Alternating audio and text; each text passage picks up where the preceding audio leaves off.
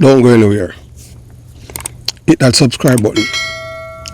Tap the notification bell and be the first to know when we drop a new video. Like and share with your fellow American patriots who love this country. And if you haven't even an American patriot, you are someone who believe and love freedom, love democracy, truth, and don't like corruption, hit the subscription button.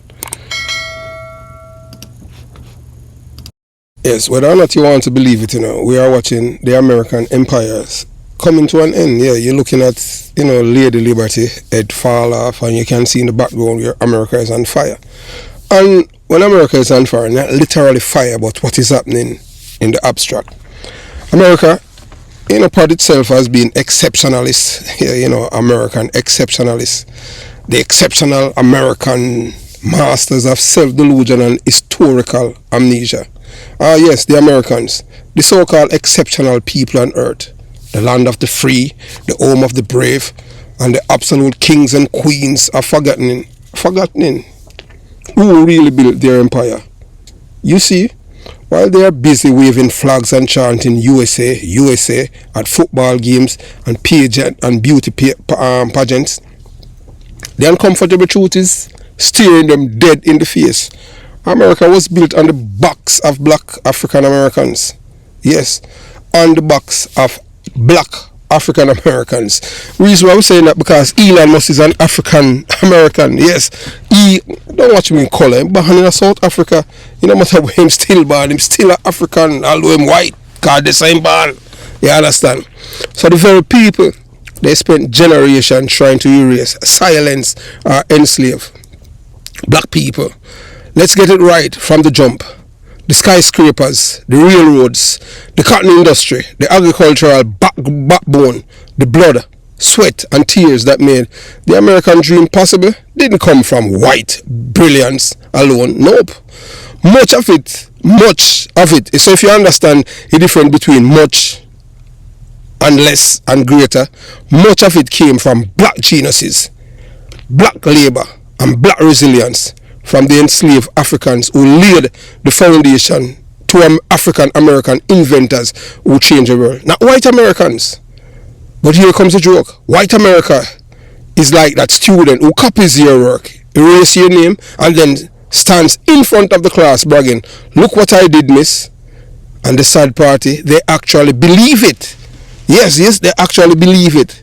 America's favorite pastime, taking credits without giving credit. Ask the average American who invented the traffic light, silence, who created the gas masks, crickets, who developed blood banks, echoes. But let me help them out. It was Jack Garrett, Morgan, Dr. Charles Dew, and the countless other African American inventors and thinkers who shaped the very fabric of modern life. Yet somehow these names aren't printed in their school books. But don't worry. They made sure you know all about Thomas Edison and the peanut gallery. Here's the caveat though. Not all white Americans are blind to history. Some are educated. Yes, some are educated, thoughtful, and honest about their country's real story. But the loudest ones, oh no, the loudest ones are the ignorant cheerleaders, foam fingers raised, screaming, make America great, without understanding that the greatness they are longing for was never theirs to begin with. Trump and the low IQ parade voting against their own interests. Now, let's talk about the clown show that put America on its current downward spiral, the MAGA crowd. They are the folks who thought elected Donald Trump a man whose idea on foreign policy is Twitter, tantrums and cheeseburger diplomacy was somehow going to save their country. But here's the kicker. They voted for Trump out of pure uncut hatred for others, especially black and brown people, immigrants, and anyone who doesn't look like their cousin Earl. Meanwhile, the real people robbing them blind, the GOP members in Congress, the billionaire class, the corporate overlords who ship their jobs to overseas to dodge taxes like Olympic gymnasts. But don't try to tell them that, because as the old saying goes, you can't fix fools, and if you try, They will hate you for it. It's like walking into a burning house and telling the people inside, hey, your house is on fire, and instead of running out, they all tell you, shut up, and call you woke. Who's willing to tell them the truth? That's $1 million question, isn't it? Who is willing to stand up and tell these people the truth? Not Fox News, not Newsmax, and certainly not the politicians who rely on ignorance to stay in power. It takes courage to stand in front of people who hate the truth and say, America, the people you hate are the very reason you exist as a global power today. Your greatness rides on the shoulder of the very black and brown communities you have oppressed. But as history shows us, truth tellers are rarely loved. They have attacked, ridiculed, and labeled as unpatriotic. Ask Dr. Martin Luther King Jr. how that worked out, or Malcolm X, Marcus Garvey, or any black leader who dare to point out America's hypocrisy. So here's your reality, America. You are not collapsing because of immigrants. You are not falling apart because of gays, or the blacks or the Mexicans. You are crumbling because of your own arrogance, ignorance, and refusal to face the truth. The real enemy is within, wearing red ties, sitting in boardrooms, making billion-dollar deals while the working class fight over crumbs and slogans. But as they say in Jamaica, if you can't hear, you're going to feel. And right now, America is feeling hard. Yes, and some of them are cry, how them lose them benefits. But you know what? Sympathy deserve people who are thinkers and critical thinkers.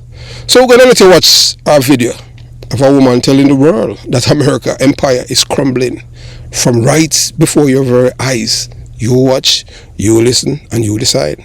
Standing here today, it's hard for me to say this, but the American way of life is simply not sustainable because it doesn't acknowledge that there is a world beyond America.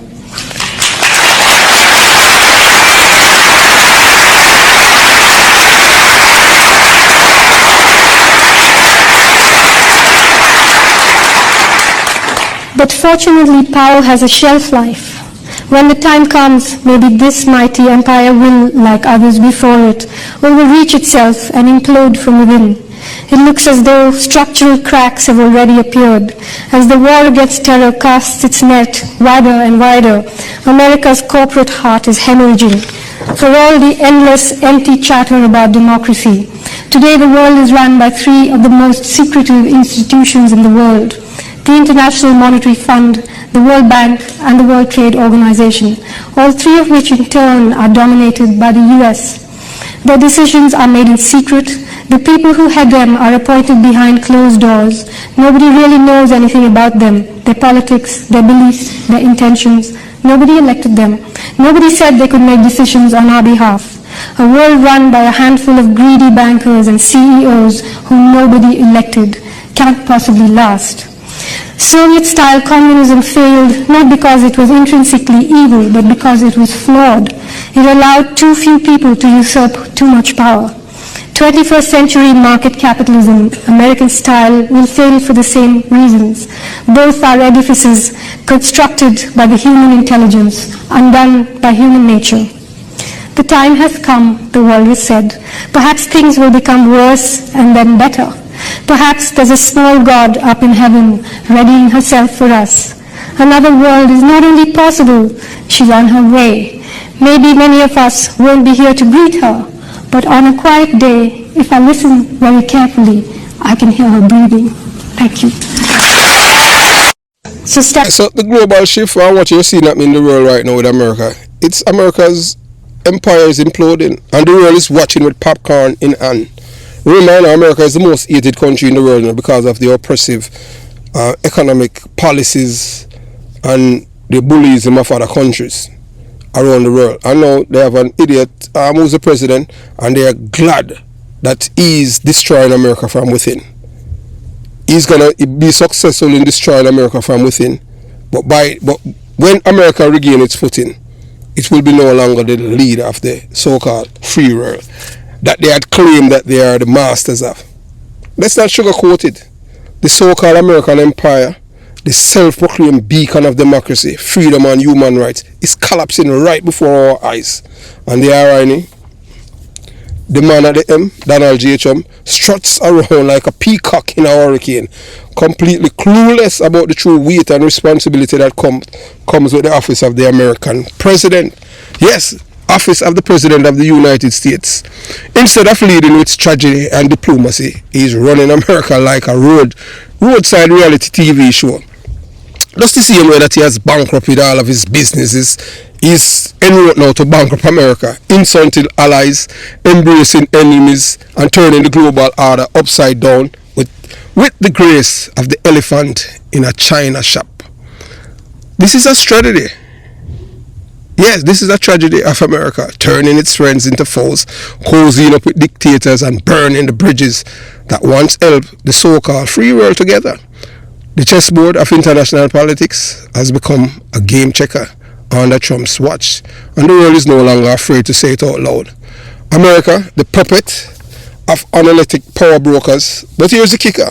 Trump is not really the one running America. No, sir. The real power lies in the hands of the three unelected, untouchable institution. The IMF, that's the International Monetary Fund, the World Bank, the World Trade Organization. These are not leaders chosen by the people. These are global financial puppeteers appointed by backroom deals, handshakes behind closed doors. Their allegiance not to nations, not to democracy, but to the almighty dollar and greedy CEOs who fatten their wallets while the poor are told to tighten their belts. This is not leadership. It's economic terrorism dressed up in three-piece suit. Arrogance of American exceptionalism, a myth unraveling in front of our eyes. Americans have been fed the lie of American exceptionalism for centuries, that they are someone God's chosen people, smarter, stronger, more righteous than the rest of the world. But no, that myth is cracking like cheap glass under the pressure of reality. Truth be told, the American way of life is not sustainable. How can it be when the foundation is built on exploitation, lies, wickedness, racism, imperialism, and corporate greed? A nation that believes it can consume more than anyone else, pollute more than anyone else, bully more than anyone else, and still stand untouchable? Delusional. America's dirty secret, black excellence, keeps them relevant. And let's get one thing straight for the history books. It wasn't for black people. America wouldn't even sniff gold at the Olympics, much less lead the medal count. Track and field, black athletes, basketball, black athletes, boxing, black athletes, football, black athletes. America ride on the backs of black excellence while simultaneously oppressing and criminalize the very people who bring them glory. Imagine Usain Bolt running for America. They would call him the greatest human to ever live. But because he's Jamaica, they call him cocky. See the hypocrisy? Yeah, the same black bodies they enslave, lynch, marginalize and brutalize are the ones who bring them pride on the world stage. How's that for irony? The fall of the empire will not be televised, but you will feel it. Now the global stage is shifting. BRICS is rising. China is tightening its grip on global trade. Africa is finding its voice. The Caribbean is waking up. Latin America is resisting. Europe is confused and resisting and turning away from America. And America? Well, America is busy fighting itself. Red versus blue, black versus white, rich versus poor, man versus woman, trans versus straight, trans woman versus real woman. A divided house cannot stand, and America house is crumbling. You see, they can't differentiate between wrong and right. They will tell you that wrong is right. A man can commit treason against his country, try to overthrow democracy, and in the Constitution it states that no man is above the law and no man is below it, not even the president. But yet a white man tried to overthrow the government, coup, and the Supreme Court says that yes, the president can commit crime in the act when he is president. change the constitution to create that we can have a man who's a criminal and a president at the same time. Now we have a man who's convicted for 34 felonies. And guess what? All of his crimes that he has been convicted of were brought courtesy of a black man in New York. So it's only black people that really stand up to him. White people are cowards. Most of them, especially on the right, they can't think because, as Trump says, he loves the low IQ people. And he says he loves the poorly educated. What's the sense of this man to the Department of Education when most of the white people cannot read or think critical? Most of them, they keep voting against their interest. When they open their mouth, it's as if you look in a cave because there's no teeth. They are 20 and look like 90. They're suffering. You can see it on their faces. You want to know why the world is rejoicing? Because the arrogance, the bullying, the hypocrisy, it's all coming back home to roost. The empire that dropped bombs on brown people in the name of freedom is now self-destructing from within. And as the saying goes, live by the sword and die by the sword. Have yourself a beautiful day.